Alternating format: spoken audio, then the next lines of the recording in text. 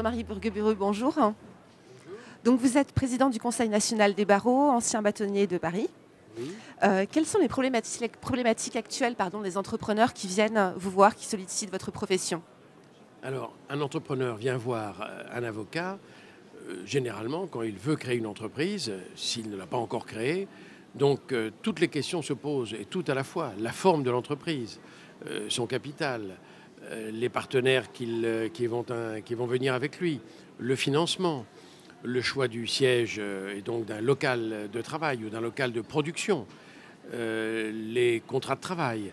Énormément de problématiques se posent et, j'allais dire, l'avocat a réponse à quasiment tout. Ils ont suffisamment le réflexe de faire appel à vous, les entrepreneurs, parce qu'ils sont dans leur business en général, ils vont chercher de l'argent. Non, mais tout conseil a un prix. Il y a toute une gamme d'avocats, des grands cabinets avec des implantations internationales ou cabinets de proximité.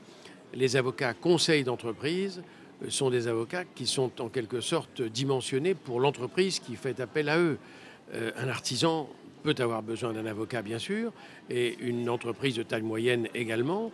L'entreprise de 5 ou 6 personnes a besoin également d'un avocat pour lancer le business en quelque sorte.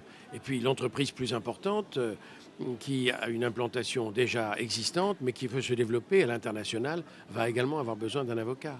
Et chaque fois, le coût de la prestation sera fonction du travail effectué. Alors, vous l'avez dit tout à l'heure, on vient vous voir en amont, quand on se pose toutes les questions et entrer à la création, choix du statut, etc.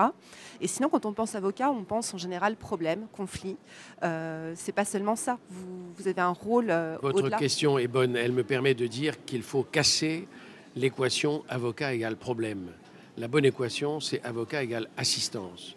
Ne pensons pas aux problèmes. Certes, quand il y en a, l'avocat est encore là, mais avant même les problèmes, et pour éviter qu'ils surviennent, l'avocat est déjà là. En matière commerciale, en matière fiscale, vous savez qu'en France, il n'y a plus de conseils fiscaux. Les conseils fiscaux sont des avocats. Depuis la fusion en 1992 entre les avocats et les anciens conseils juridiques, tous les conseils fiscaux sont des avocats. Et ce sont eux qui peuvent, sur le plan directement fiscal, aider l'entrepreneur. Alors justement, la fiscalité, c'est un thème qui occupe beaucoup l'esprit des entrepreneurs, en général une fois qu'ils sont lancés. Est-ce qu'il y a des conseils, des bonnes pratiques? J'imagine que c'est du sur-mesure à chaque fois, mais qu'est-ce que vous pouvez leur conseiller en termes de fiscalité aux chefs d'entreprise? La question est large. Il faut d'abord faire avec les exigences légales et les respecter.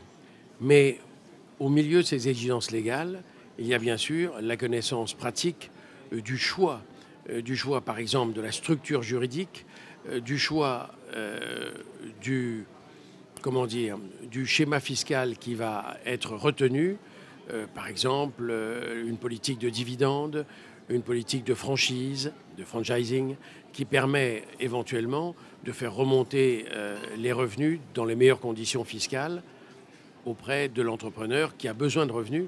Il a besoin de revenus pour son entreprise et de revenus pour lui-même. Le fiscaliste est là pour trouver la meilleure solution. Et vous aussi.